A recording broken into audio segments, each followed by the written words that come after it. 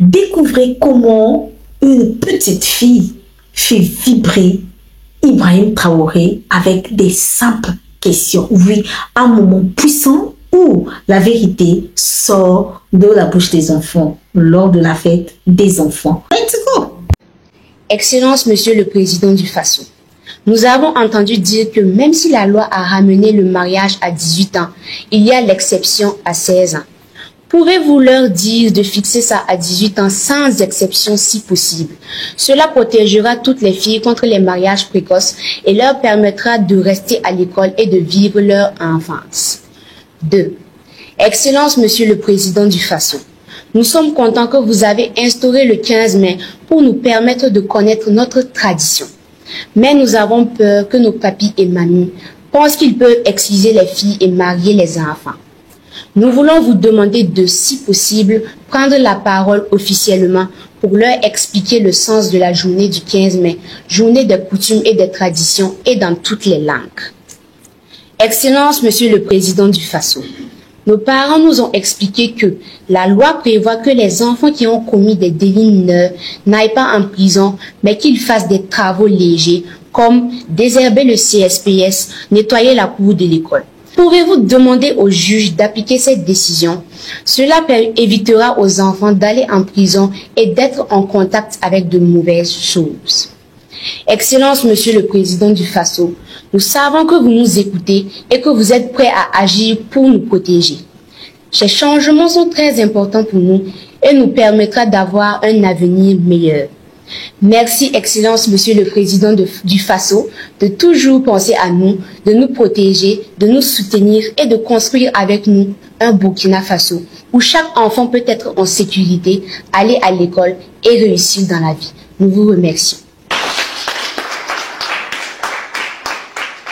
Bonjour à tous. Bonjour. Soyez les bienvenus. Donc, vous êtes des honorables députés aujourd'hui. Et je suppose qu'à l'ALT, tout s'est très bien passé. Oui. Les ministres ont pu bien répondre, ils ont été convaincants? Oui. D'accord, Dieu merci. En tout cas, il y a beaucoup de choses que nous avons entrepris en faveur donc, des enfants. Et tout ce que nous faisons d'ailleurs, c'est en faveur des enfants. Vous êtes l'avenir de cette nation, vous êtes l'avenir de la patrie. Donc tout ce que nous faisons, c'est pour les enfants. Ça, il faut déjà comprendre cela.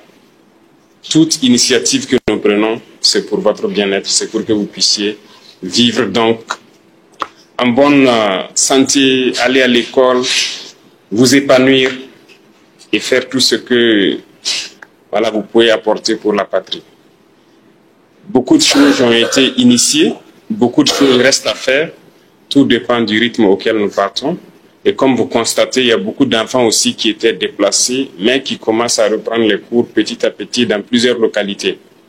Ça, c'est dû à l'abnégation des forces de défense et de sécurité et les VDP qui sont sur le terrain, qui se donnent corps et âme, qui se sacrifient jour et nuit pour que vous, les enfants, vous puissiez vivre en paix et aller à l'école.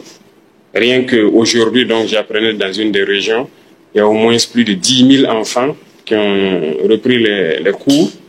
Donc, les classes ont été officiellement ouvertes et je pense que ça va en droite ligne avec vos aspirations qui sont que tous les enfants puissent aller à l'école. Les infrastructures éducatives sont en pleine amélioration et je pense qu'il y a beaucoup d'enfants parmi vous qui viennent de certaines régions qui ont dû voir pendant la saison pluvieuse beaucoup d'écoles qui se décoiffent et donc qui impactent négativement sur vos cours. Donc, nous avons élaboré un nouveau modèle d'école et nous sommes en train de trouver les moyens pour implémenter ça un peu partout au Burkina pour que les intempéries et autres catastrophes naturelles ne puissent pas impacter vos études. Au cours de l'année, il y a eu quelques inondations et à Bobo-Dioulasso, il y a une école où les eaux ont failli piéger des enfants. Dieu merci, les pompiers donc, ont pu rapidement intervenir. Donc tout ça nous a interpellés à réfléchir à un modèle d'école qui pourra donc permettre aux enfants d'étudier en toute sécurité et de bien étudier. Sur le volet de la santé, comme ils vous l'ont dit, c'est réel. Nous sommes en train de lancer l'hôpital mère-enfant. Rien que cette semaine, j'ai eu une petite rencontre avec quelqu'un du Bureau national des grands projets pour parler de ça.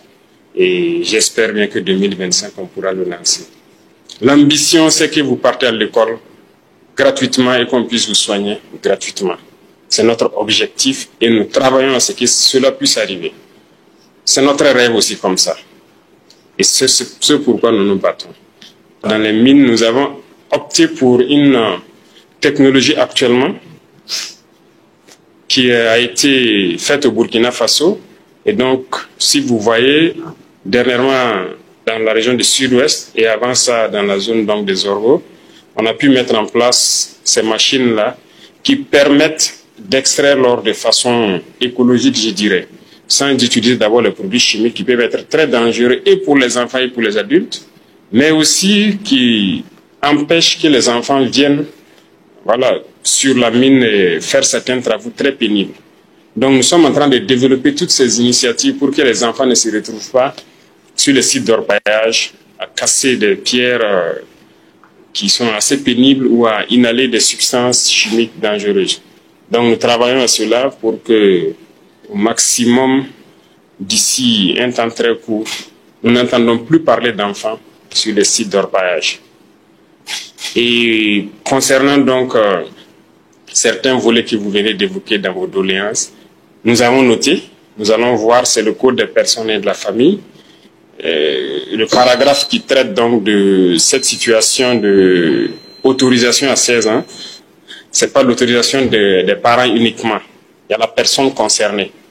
Donc on verra s'il y a lieu de réajuster pour s'adapter à ce que vous souhaitez. Mais nous souhaitons que à 18 ans, en tout cas, il y ait cette liberté de choisir, donc d'aller en union ou pas. 18 ans, on n'est plus un enfant.